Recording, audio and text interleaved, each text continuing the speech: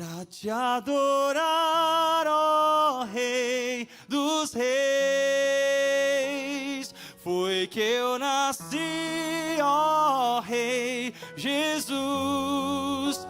Meu prazer é te louvar, meu prazer é estar nos átrios do Senhor. Meu prazer é viver na casa de Deus, onde flui. Você pode apresentar o seu coração ao Senhor mais uma vez declarando: pra te adorar, ó Rei.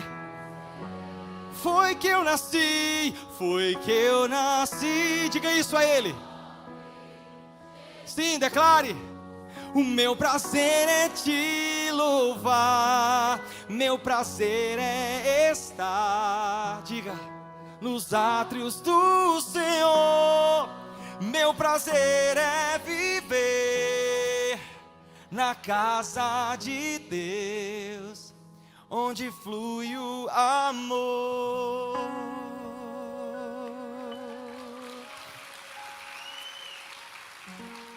Evangelho de João, no capítulo 12, a partir do versículo 1, vem mostrar um momento que nos ensina muito, que eu quero compartilhar com você nessa noite. A partir do versículo 1 você vai ler comigo, você pode acompanhar aqui ou então na sua Bíblia. Aliás, capítulo 12, isso mesmo, versículo 1 a 8, perdão. 6 dias antes da Páscoa, Jesus chegou a Betânia, onde vivia Lázaro, a quem ele ressuscitou dos mortos. Ali prepararam um jantar para Jesus. Marta servia, enquanto Lázaro estava à mesa com ele. Então Maria pegou um frasco de nardo puro, que era um perfume muito caro, e derramou-o sobre os pés de Jesus e os enxugou com os seus cabelos. Então a casa se encheu com a fragrância do perfume. Mas um dos seus discípulos, Judas Iscariote, que mais tarde iria traí-lo, fez uma objeção. Por que esse perfume não foi vendido? Por que o dinheiro disso não foi dado aos pobres? Seria 300 denários. Resumindo, ele perguntou: para que esse exagero? Tinha para que essa menina quebrar um perfume e jogar esse perfume no chão? Se a gente vendesse, teria muito mais resultado. A gente pegava o dinheiro desse perfume aí e ia ajudar um bocado de gente. Para que esse exagero? Ele não falou isso porque se interessava pelos pobres, mas porque era ladrão.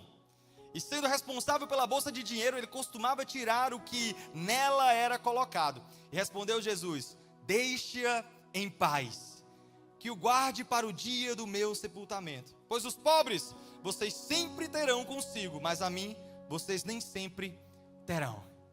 E o tema da mensagem que eu quero compartilhar com vocês hoje é: por que esse exagero? Por que esse exagero? Você pode repetir comigo, por que esse exagero? Deu vontade de fazer aquela brincadeirinha que a maioria dos pregadores gostam de fazer, que eu sei que a igreja nem sempre gosta, do vire para a pessoa que está do seu lado. Vocês acham que eu devia fazer nessa pregação? Quando eu faço em Brasília, o povo não gosta, não. Mas eu não estou mais em Brasília. Então vire para a pessoa que está do seu lado e diga: para que esse exagero? Oh, glória!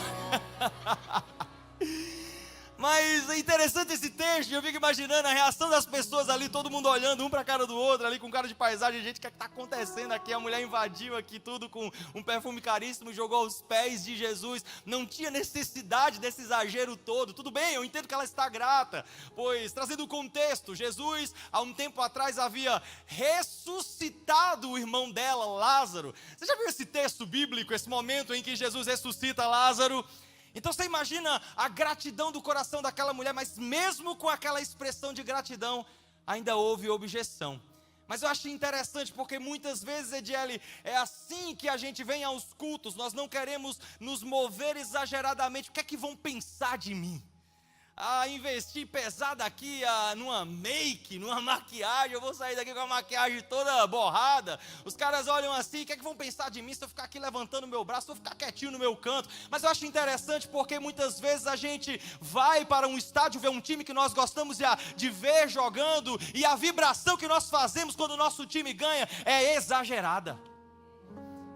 Então parece que não faz sentido nós temos uma reação exagerada nos nossos cultos por aquele que um dia morreu na cruz do Calvário, para que nós pudéssemos hoje ter acesso à presença de Deus. Se você acha que o que Jesus Cristo fez na cruz do Calvário por você, então, deixa eu dizer uma coisa, se você acha que isso realmente merece a sua atenção, eu vou te convidar a tirar 1 minuto do seu relógio agora, para celebrar o nome de Jesus, adorá-lo com toda a sua euforia, com toda a sua gratidão, com todo o exagero do seu coração, pois Ele é digno da nossa adoração. Senhor, nessa noite nós te adoramos com o exagero do nosso coração, a partir da perspectiva de que o Senhor morreu por nós na cruz do Calvário.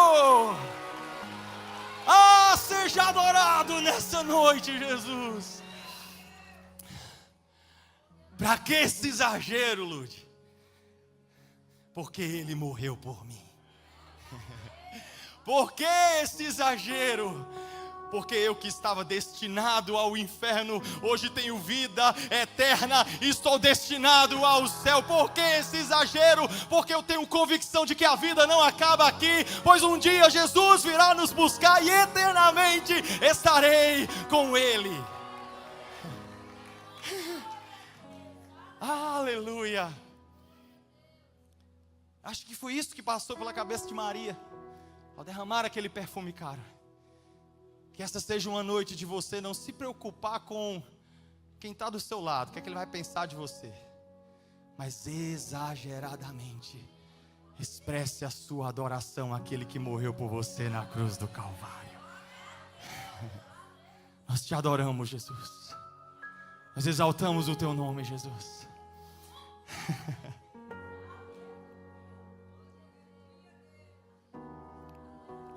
Porque o Senhor cuida de nós.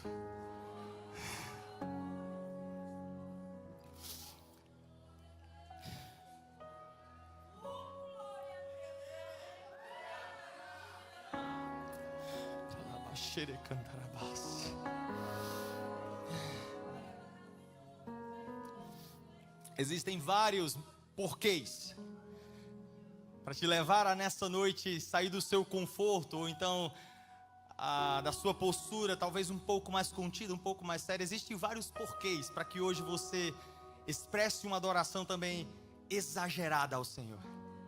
O primeiro motivo que eu quero compartilhar com você é porque Ele merece. Ele merece. Ele é Deus, Ele criou os céus e a terra. Eu amo esse texto de Apocalipse no capítulo 4, acerca de Jesus.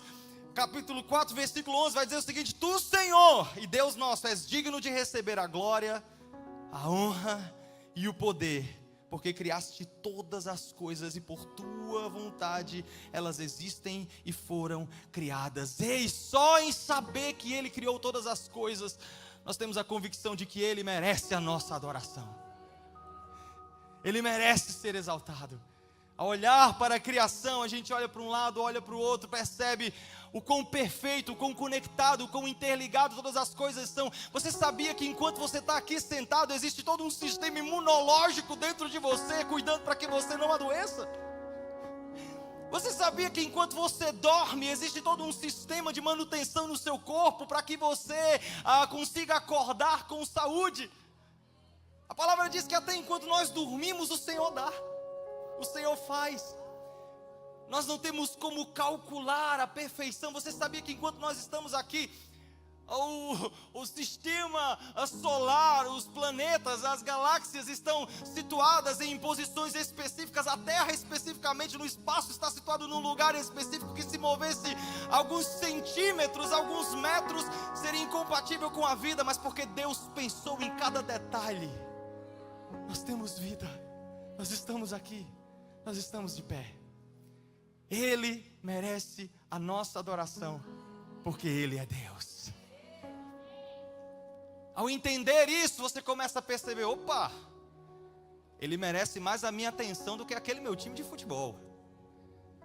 É lógico que eu não estou criticando quem faz isso. Eu vibro quando o meu time de futebol ganha. Fiquei triste porque ele caiu para a segunda divisão, para a Série B. Mas Deus é o Deus da segunda chance. E o Fortaleza vai subir de novo. Porque o Senhor é meu refúgio e fortaleza. Oh, glória! Eu creio, Felipe César, que o Fortaleza vai subir. Mas se você vibra com tanta energia pelo seu time de futebol, eu te convido a vibrar com toda a sua energia, adorando aquele que criou os céus e a terra e que sustenta a sua vida, que sustenta a sua alma. Esse é um convite a adorá-lo de forma exagerada nessa noite. Mas antes desse convite, eu também quero explicar o que é a palavra adoração. Porque muitas vezes nós achamos que adoração tem a ver com o estilo musical. Existem estilos musicais e muitas vezes se encaixa a expressão adoração em um estilo específico. Ou em inglês, como o povo fala, worship. E se não for worship, não é adoração. Mas adoração vai além disso. Sabe qual é a primeira vez que a expressão, mas é adorar, aparece na Bíblia? Não é num contexto de música. Quando Abraão está indo oferecer o seu filho em sacrifício ao Senhor, em um dos momentos mais difíceis, provavelmente o momento mais desafiador da vida de Abraão, ele está indo àquele monte a sacrificar o próprio filho. Lá em Gênesis, no capítulo 22, versículo 5, mostra a primeira vez que a expressão adorar aparece. Eu quero ler com você. E então, ele estava subindo aquele monte com o seu filho e ele disse aos seus servos: fiquem aqui com o jumento enquanto eu e o rapaz vamos até lá. Depois de... Coloca Gênesis 22, versículo 5, meu irmão. Em nome de Jesus. Amém. Aparecer. Vamos celebrar nossos voluntários maravilhosos. Eu tenho certeza que está todo mundo ali com toda a excelência do mundo, cuidando de tudo, gente, no nosso campus online, na recepção interna, recepção externa. Você pode celebrar o nome de Jesus por cada voluntário dessa casa que tem colocado o seu coração aqui. Muito obrigado pelo serviço de vocês. Mas olha que interessante, a primeira vez que a palavra adorar aparece na Bíblia, não é num contexto de música. Abraão está levando o seu filho para sacrificá-lo e ele diz aos seus servos: fiquem aqui com o jumento enquanto eu e o rapaz vamos até lá. Depois de adorar, repita comigo, depois de adorar, voltaremos. Abraão não estava indo dar o play numa playlist do Spotify. Ele não estava indo para aquele monte cantar uma canção, não. Ele estava indo sacrificar, obedecer e expressar a sua confiança. Sabe o que isso me mostra? Que adorar vai além das canções dos nossos lábios, tem a ver com uma postura de obediência. Quantas pessoas são afinadíssimas na voz, mas desafinadas no coração? Quantas pessoas cantam muito bem, tocam muito bem e acham que por ter um talento tão excelente, a sua adoração chega aos céus, mas a sua integridade não tem nada a ver com o céu. Aqui nesse texto nós aprendemos que adorar não tem a ver com a canção dos nossos lábios, mas com a postura do nosso coração em obedecer ao Senhor. Eu declaro nesse lugar verdadeiros adoradores se levantando, porque irão fazer da palavra de Deus o seu manual no dia a dia, porque irão obedecer à voz de Deus, porque irão se lançar na presença de Deus. Ei, o verdadeiro adorador não é simplesmente aquele que canta canções, mas aquele que obedece à palavra de Deus. Porque Ele merece. Porque Ele merece. E eu te convido, nesta noite, a expressar a sua adoração. Não apenas com a sua voz, porque talvez você não seja a pessoa mais afinada do mundo, mas uma certeza eu tenho: um coração entregue nas mãos do Senhor, obediente ao Senhor. A sua voz soa para os céus, como um coral de anjos cantando. Não se preocupe com o tom da sua voz, mas nesta noite abra os seus lábios para adorar ao Senhor. Porque algo acontece quando você abre o seu coração para adorá-lo em espírito e verdade. Algo muda no seu ambiente quando você o adora. Quando a situação está apertada, está pesada, abra os seus lábios e comece a expressar a sua adoração a Ele. Começa a dizer que Ele é bom. Começa a dizer que Ele é grande. Coloca lá uma canção para lhe ajudar a entoar louvores a Ele. Começa a dizer que Ele é digno. É o mundo se acabando, as circunstâncias apertando, e você levantando as mãos e dizendo que Ele é digno de adoração, dizendo que não há outro igual a Ele. Enquanto o mundo está se acabando, todas as circunstâncias parecem o mais caótico possível, você está levantando as suas mãos e está declarando que Ele é digno, que Ele merece o louvor. E aos poucos, enquanto você faz isso, algo começa a mudar dentro de você, algo começa a transbordar de você e mudar as circunstâncias, porque você decidiu ter uma postura de adoração. É no dia difícil você declarando: Tu és digno de tudo, Tu és digno de tudo, pois tudo vem de Ti e tudo é para Ti, Tua é a glória. E o povo dizendo: essa pessoa está doida dizendo isso. Tu és digno de tudo. As contas não fecharam esse mês e você está lá. Tu és digno de tudo. Você recebeu um péssimo diagnóstico médico, mas está lá, dizendo: pois tudo vem de Ti e tudo é para Ti. O dia está triste, você foi maltratado no trabalho, mas você levanta um altar de adoração ao Senhor e começa a declarar ainda mais alto: Tu és digno de tudo, Tu és digno de tudo. E enquanto você o adora, algo começa a acontecer. Pois tudo vem de Ti e tudo é para Ti, Tua é a glória. Mais uma vez, diga isso: Tu és digno de tudo, Tu és digno de tudo, pois tudo vem de Ti e tudo é para Ti, Tua é a glória.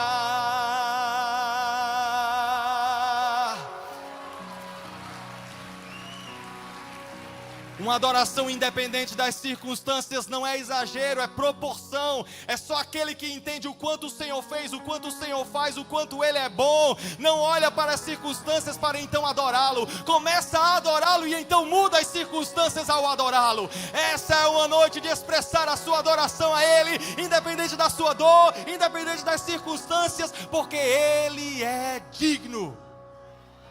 Ele merece a nossa adoração.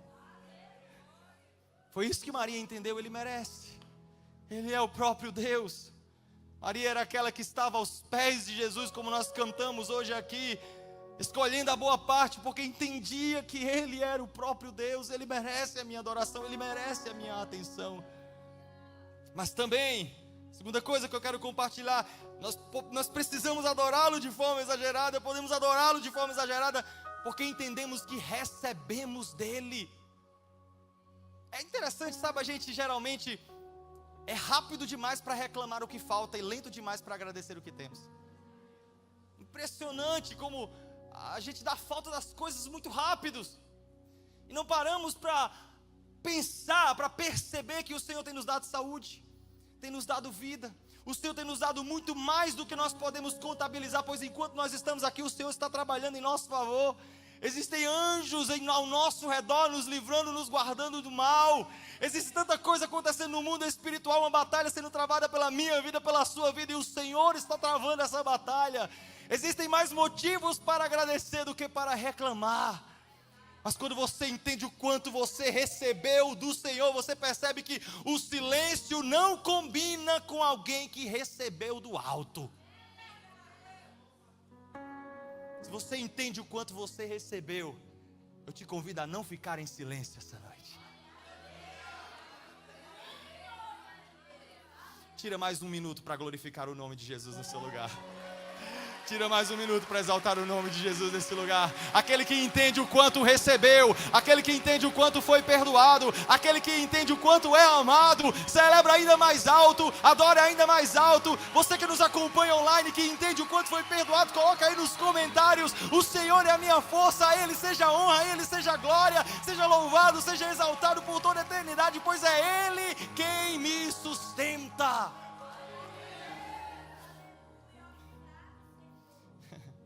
Ninguém vai entender a sua ação se não tiver vivido o que você viveu. Você sabe o quanto o Senhor te salvou. Você sabe o quanto o Senhor te alcançou, o quanto o Senhor te mudou. O salmista vai dizer no Salmo 116, versículo 12: como posso eu retribuir ao Senhor? O que darei eu ao Senhor por toda a sua bondade para comigo? Aquele que entende o quanto foi perdoado, entende o quão exagerado precisa ser na sua adoração. Ele merece toda honra, Ele merece todo louvor, Ele merece toda glória.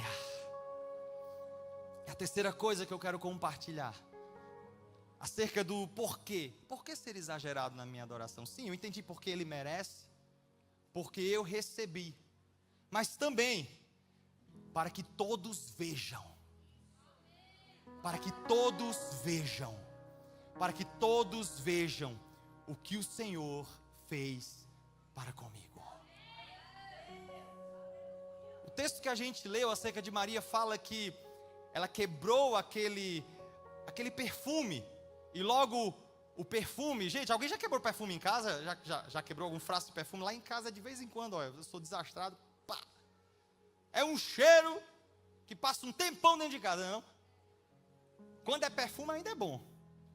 Mas quando é, sei lá, água sanitária, vinagre, aquele cheiro maravilhoso, aí é ruim. Mas quando você quebra um frasco de um perfume dentro de casa, o cheiro fica naquele ambiente, todos percebem. Da mesma forma, quando Maria quebrou aquele perfume, o cheiro começou a envolver o ambiente. Sabe o que acontece quando você adora ao Senhor por entender quem Ele é, por entender o que Ele fez? As pessoas vão ser impactadas pelo transbordar da sua adoração, pois existe um perfume, existe uma fragrância que flui do coração do adorador, daquele que entende que foi perdoado, daquele que entende que foi salvo. Existe algo que repercute no momento que você o adora, mas também para as próximas gerações.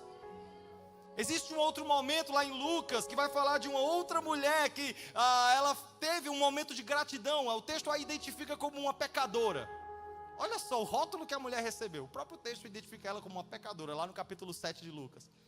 E diz que essa mulher veio aos pés de Jesus. Leia comigo, versículo 36 adiante. Capítulo 7 de Lucas, versículo 36 até o 50. Convidado por um dos fariseus para jantar, Jesus foi à casa dele e reclinou-se à mesa. Ao saber que Jesus estava comendo na casa do fariseu, certa mulher daquela cidade, uma pecadora. Olha como o texto a identifica. Eu estou lendo Lucas 7, versículo 36 adiante. Ela trouxe um frasco de alabastro com perfume e se colocou atrás de Jesus, os seus pés. Chorando, começou a molhar-lhes os pés com as suas lágrimas. E depois os enxugou com os seus cabelos, beijou-os e os ungiu com o perfume. Ao ver isso, o fariseu que o havia convidado disse a si mesmo: se esse homem fosse profeta, ele ia saber quem é que está tocando nele, que tipo de mulher é essa, uma pecadora.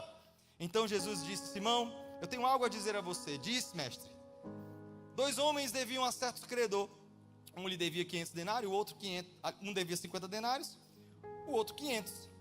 Nenhum dos dois tinha com que lhe pagar, por isso perdoa a dívida de ambos. Qual deles o amará mais? Simão respondeu: suponho que aquele a quem foi perdoado a dívida maior. Você julgou bem, disse Jesus. Em seguida virou para a mulher e disse: está vendo essa mulher? Eu entrei em sua casa, mas você não me deu água para lavar os pés. Ela, porém, molhou os pés com as suas lágrimas e os enxugou com os seus cabelos. Você não me saudou com o beijo, mas essa mulher, desde que entrei aqui, não parou de beijar os meus pés. Você não ungiu a minha cabeça com óleo, mas ela derramou perfume nos meus pés. Portanto, eu digo, os muitos pecados dela lhe foram perdoados, pois ela amou muito. Mas aquele que não foi perdoado, pouco ama. Então Jesus completou dizendo: seus pecados estão perdoados. Os outros convidados começaram a perguntar: quem é este que até perdoar pecados perdoa? Jesus disse à mulher: a sua fé a salvou, vá em paz. Quando nós expressamos a nossa adoração por entender o quanto fomos perdoados, algo acontece no ambiente. Algo acontece no ambiente quando essa fragrância da nossa adoração, essa fragrância da nossa gratidão começa a se espalhar. Existe algo que acontece dentro da sua casa quando você optar por esse caminho da adoração, por esse caminho da gratidão. Eu convido você a mudar a partir de agora a sua postura. Ao chegar em um culto como esse, independente de como foi o seu dia, se foi cansativo ou se não foi, você pode transformar o seu ambiente. Jesus, Ele nos convida a uma vida que não é por vista, mas é por fé. Sabe o que isso significa? Que nós não vivemos por aquilo que enxergamos aqui, ou pelo que nós sentimos, mas pela convicção do nosso coração. Ou seja, existe um convite para mim e para você em um culto como esse, independente do que você está sentindo, ter fé, convicção de que Ele está aqui e recebe a nossa adoração. Às vezes ficamos terceirizando a nossa adoração àqueles que estão num palco como esse, e a gente pensa assim: não vou levantar a minha mão, porque quem está cantando hoje não é fulano, não é cicrano, não é a pastora Sara que está cantando hoje, não é o Pedro Nó que está cantando hoje, não é fulano, então eu vou ficar aqui só observando, jogando a responsabilidade da nossa adoração para alguém que está aqui em cima. Mas aquele que entende o quanto foi perdoado, aquele que entende que a presença de Jesus é real nesse lugar, não espera alguém conduzi-lo em adoração, mas antes que alguém peça para ele levantar as mãos, ele já está lá levantando as mãos com convicção, por entender que o Senhor está presente aqui e merece a sua adoração.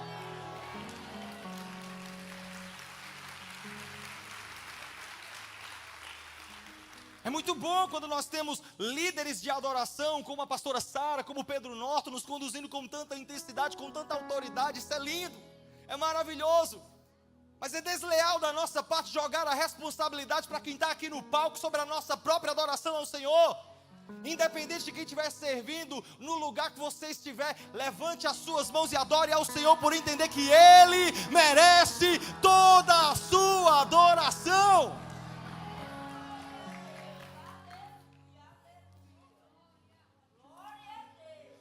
A gente vem muitas vezes para o culto, para buscar a nossa vitória, e está tudo bem. Jesus disse: peça e será dado. Se você veio para cá atrás de uma resposta, atrás de uma palavra profética, uma palavra de bênção para a sua vida, que o Senhor fale ao seu coração, amém, não tem problema. Mas o maior objetivo de vir para um culto como esse em comunidade não é o de receber algo de Deus, é o de, na nossa pequenez, poder dar algo para Deus, cultuá-lo, exaltá-lo, adorá-lo. Esse é o nosso culto, igreja. Esse é o momento onde nós oferecemos algo para Deus que nos deu tudo,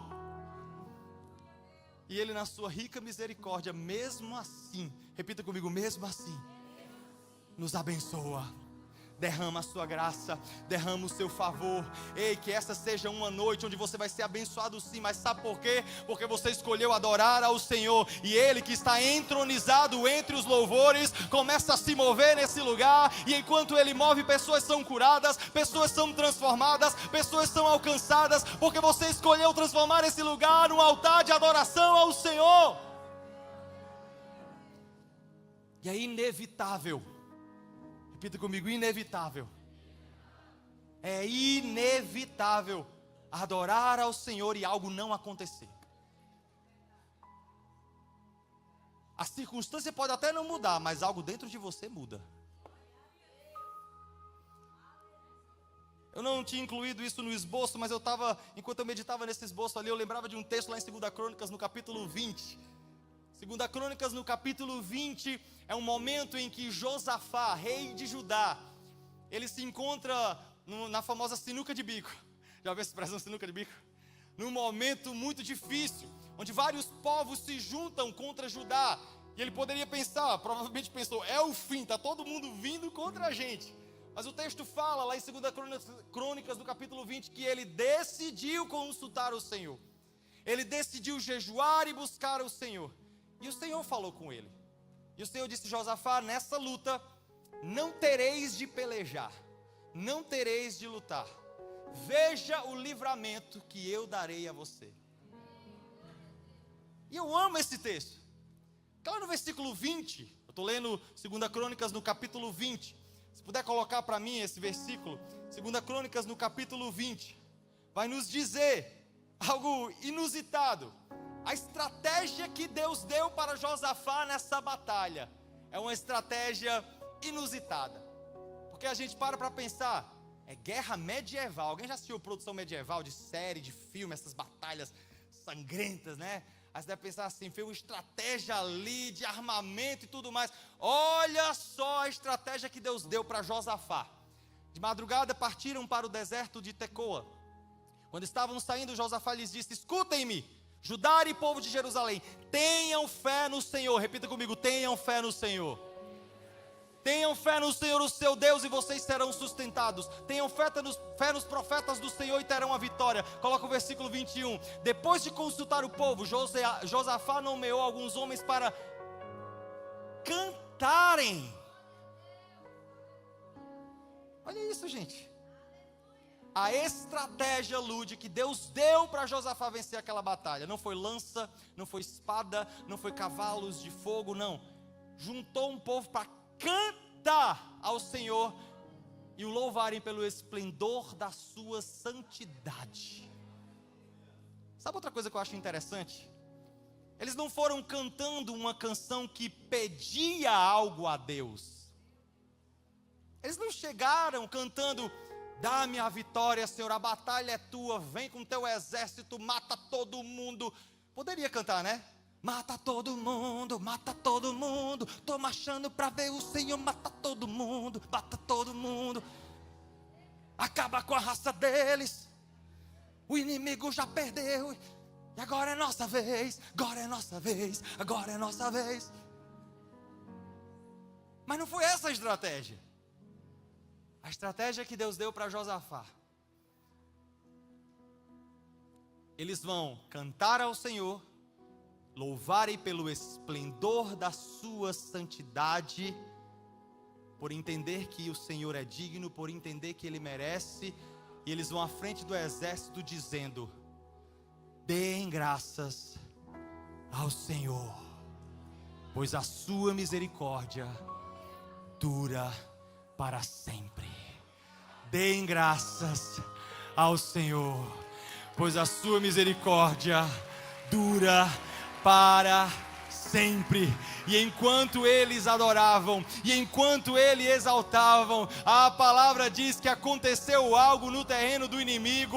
Eles começaram a se confundir, começaram a atacar uns aos outros, e sem que eles precisassem mover uma espada sequer, aquela batalha foi ganha pelo Senhor. Sabe o que isso me diz? Sabe o que isso te diz? Que as suas batalhas, a sua luta é vencida pelo Senhor, enquanto você adora, enquanto você exalta, enquanto você o louva. Ei, quando você decide adorar, o terreno do inimigo fica doido. Quando você decide adorar, os cães ficam tudo doido. Por quê? Porque um crente se levantou para adorar ao Senhor, para exaltar ao Senhor, para declarar que Ele é bom, para declarar que o seu amor dura para sempre. E enquanto você o exalta, algo acontece no mundo espiritual. É nesse ambiente de adoração que o Senhor te chama para lutar as suas guerras. Algo acontece. Repita comigo, algo acontece quando nós adoramos ao Senhor por quem Ele é. Por que adoramos de forma exagerada? Para que todos vejam que o Senhor é Deus.